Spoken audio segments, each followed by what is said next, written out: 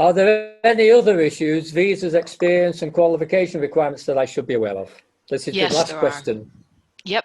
Yes, there are. So obviously, as you're going to you notice, it's by country. Every country is different.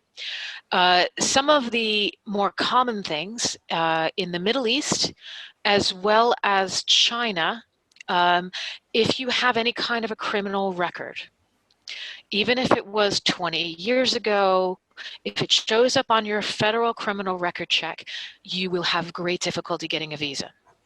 So criminal history is one, and it just breaks my heart because, you know, being American, I know that there's a lot of Americans of different colors who just get arrested for almost no reason at Sure, all. And sure. unfortunately, they are boxed out of two of the biggest markets.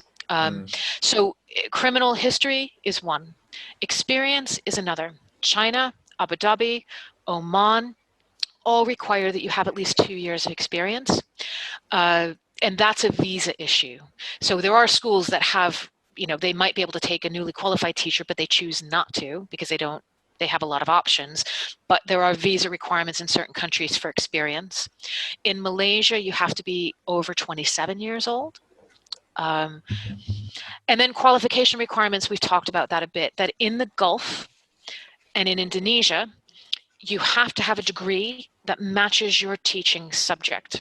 So it drives me absolutely insane, but if you are an elementary teacher who has a degree in psychology and then a master's of education on top, they say no. Psychology is not a subject taught at primary level, therefore we don't want to hire you to be a primary teacher. So there are some countries that have these requirements and there's some countries that don't. And that's part of the puzzle that we have to fit together to help advise people.